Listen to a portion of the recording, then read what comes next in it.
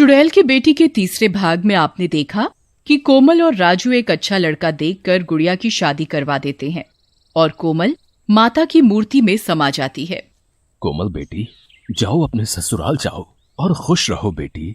गुड़िया ससुराल तो जाने लगती है, लेकिन राजू को अकेला देखकर उसे उसकी बहुत चिंता होती है। बाबा, आप अकेले कैसे रहोगे? अरे बेटा, कुछ नहीं होगा मुझे, मैं ठीक हूँ। बस अब तुम खुशी खुशी अपने ससुराल जाकर रहो। जैसे ही गुड़िया जाने लगती है, टॉमी वहां आ जाता है और गुड़िया की साड़ी खींचने लगता है।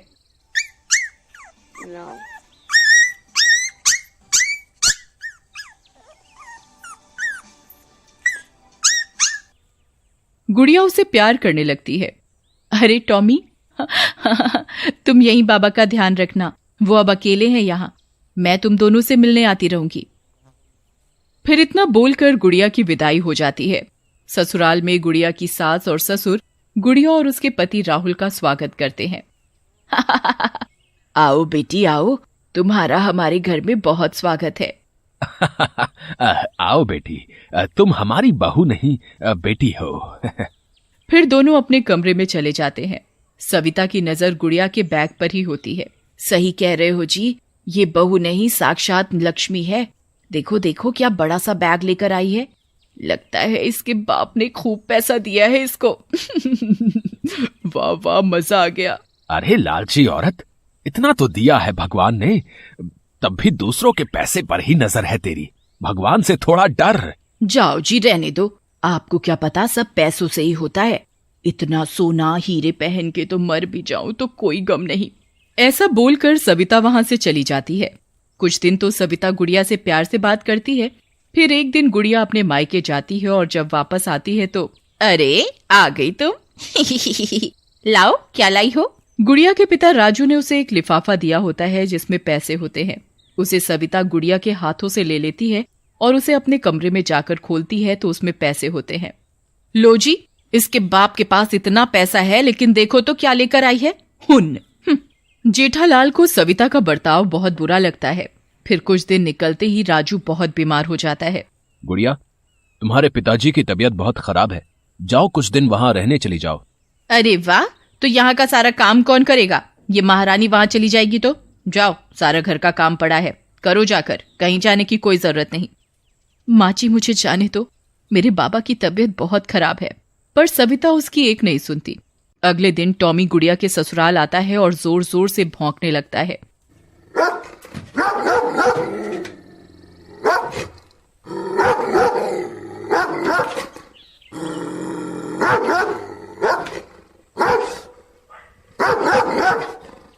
गुड़िया बाहर आती है। अरे टॉमी, तुम यहाँ? क्या हुआ? तुम क्यों रो रहे हो? बाबा तो ठीक है ना? टॉमी गुड़िया के कपड़े खींचने लगता है और उसे चलने को कहता है। राहुल और गुड़िया जब घर पहुंचते हैं तो देखते हैं कि राजू वहां मरा पड़ा है। गांव के लोग वहां इकट्ठा होते हैं।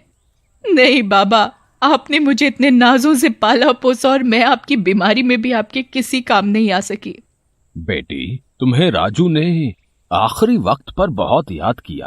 अगर तुम यहाँ होती तो समय से डॉक्टर को ले आती तो शायद आज राजू जिंदा होता। गुड़िया बहुत रोती है और दुखी होती है। गुड़िया राजू का अंतिम संस्कार करती है, लेकिन अपनी बेटी को आखिरी समय में ना मिल पाने के कारण राजू भूत बन जाता है और भूत बनकर कोमल से मिलता है। राजू, तुम आ गए? हाँ, पर कोमल, मेरी जान तो अभी भी अपनी गुड़िया बेटी में ही अटकी है। मैं मरते समय उसी से मिलने को तड़पता रहा। मुझे लगता है उसे ससुराल में कोई परेशानी है। कुछ दिन ऐसे ही बीत जाते हैं और गुड़िया माँ बनने वाली होती है।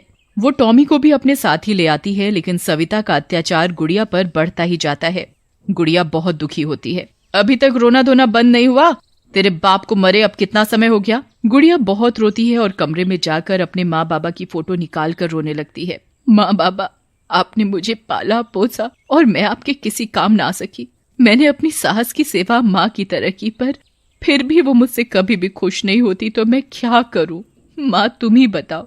आज मुझे तुम्हारी बहुत याद आ रही है माँ। उसे ऐसा दुखी देखकर मर चुके कोमल और राजू की आत्मा भी दुखी होती है और आसमान से सब कुछ देख रहे होते हैं।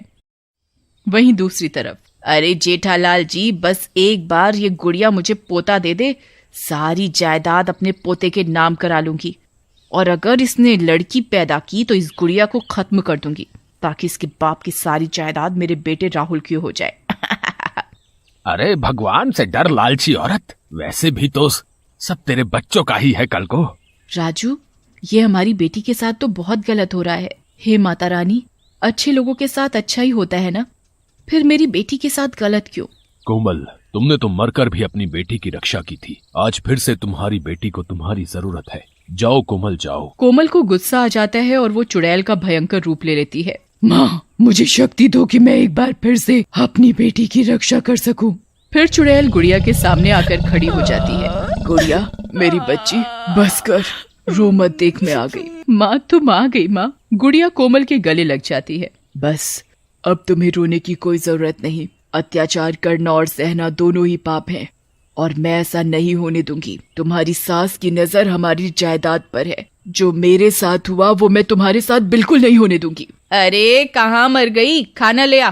तू इसका खाना ला, उसमें तड़का मैं लगाऊंगी आज। नहीं माँ, रहने दो, ये ठीक नहीं। नहीं बेटी, तुम्हें नहीं पता, लेकिन मेरी सास ने भी मेरी इस अच्छाई का फायदा उठाकर मार डाला था मुझे, और अब ये भी यही करेगी। मैं इसके इरादे सुन चुकी हूँ। गुड़िया का मन नहीं मानता और वो पूरी ईमानदारी से अपनी सास को खाना देने जाती है। गुड़िया, तुम बहुत भोली हो, लेकिन मैं नहीं। जाओ, तुम भी खाना खाओ जाकर। गुड़िया खाना खाने चली जाती है और चुड़ैल सविता के कमरे में जाती है और अदृश्य रूप में उसकी खाने की थाली को उसके आगे से उठा लेती है। अरे मर गई रे भूत! अरे राहुल के पापा, यहाँ आओ, देखो ये थाली हवा में उड़ रही है जी। अरे कोई है, बचाओ। जेठालाल सविता की बात सुनकर कमरे में आता है। अरे बचा लो मुझे, भूत! अरे यहाँ तो कोई नहीं है, क्या हुआ? नहीं, मेरे खाने की थाली हवा में उड़ रही थी अभी। क्या कहती हो? अब मुझे तो ऐसा कुछ नहीं दिख रहा। वो तो रखी है थाली तुम्हारी, पूरा का पूरा खाना पेल गई हो, मोटी हो रही हो। क्या कहा आपने? चुप करो। अरे पहलवान, मैं कहाँ कुछ कह रहा हूँ, चुप ही तो हूँ जब से तुमसे शादी हुई है। देखो जी, तुमने जो ये मन ही मन कुछ बोल जाते हो ना, मैं सब समझती हूँ, समझे? फिर जेठालाल खेतों पर चला जाता है। ए मनहूस गुड़िया, मेरा खाना आज सही से नहीं हुआ, तू मेरे लिए आज हलवा बना।